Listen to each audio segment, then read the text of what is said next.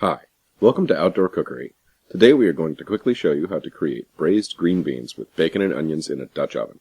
This is an awesome holiday dish that's a little more rustic and suited to the outdoor cookery lifestyle than your normal canned green bean casserole.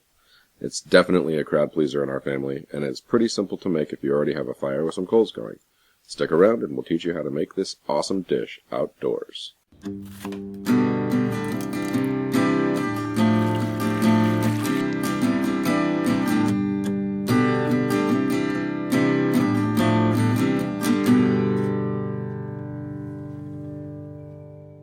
The green beans we are using are just pre-snipped and washed green beans, but if you get unprocessed beans, make sure to snip off the stem ends and give them a good wash. Here I have 2 medium yellow onions, and I am cutting them into julienne strips, about a 1/4 inch wide with the grain. This is easily accomplished by having them, laying the halves down, and cutting like so. Next, I am peeling 8 cloves of garlic, trimming off any nasty bits as I go. I don't want to smash the garlic to peel it, because as you will see I am making thin slices. We want to be able to see the sliced garlic in the finished dish, if at all possible. This adds to the attractiveness of the dish and helps the rustic look. I am slicing the garlic lengthwise fairly thin. This gives a unique look that complements the shape of everything else in the dish, long and thin. Make sure to keep your slices about the same thickness so it all cooks evenly. When we get to actually cooking, I'll talk more about the evils of burned garlic. And now, as a special treat, here is a gratuitous close-up of garlic being sliced. Now, arguably, the most important part of the dish, and I'm sure everyone's favorite part, the bacon. Here I've got a 1/2 pound of bacon slices, and I am just slicing thin strips called lardons off the edge. This is pretty simple, and is definitely made easier by having a super sharp knife. Once again, we are going for long and thin shaped pieces, so everything looks complementary in the finished dish.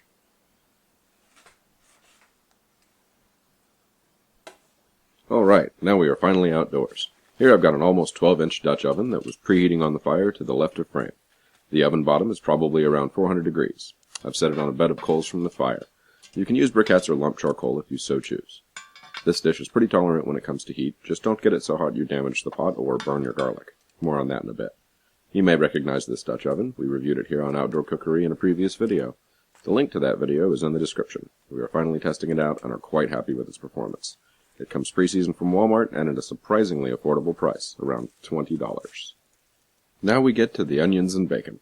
I've got them in a bowl together and quickly tested one piece of bacon just to make sure my pot was still hot enough. It was, so I dumped the rest in and lightly stirred. It's important not to stir too much or you'll lose your heat and turn the onions to mush as they cook. Keep sautéing the onions and bacon until the bacon is rendered a bit and the onions are translucent and a touch caramelized. I noticed I was losing a little bit of sizzle on my sauté, so I decided to add more coals to the bottom of the pot. This helps keep the heat up so the onions don't just start to boil. We want the high heat to give us that awesome caramelized onion and bacon flavor. Now, let's talk garlic. It really makes the dish and adds a wonderful flavor. But it can be a touch temperamental. It can burn quite easily, which will ruin your dish. Every chef I've worked for warns against the evil of burned garlic. If you burn the garlic, throw it out and start over. So, here I've got a few tricks that can save your dish when using garlic. 1. If you are sautéing your garlic, make it your last step before adding liquid. 2. Sprinkle the garlic on top to let it steam a bit, around a minute.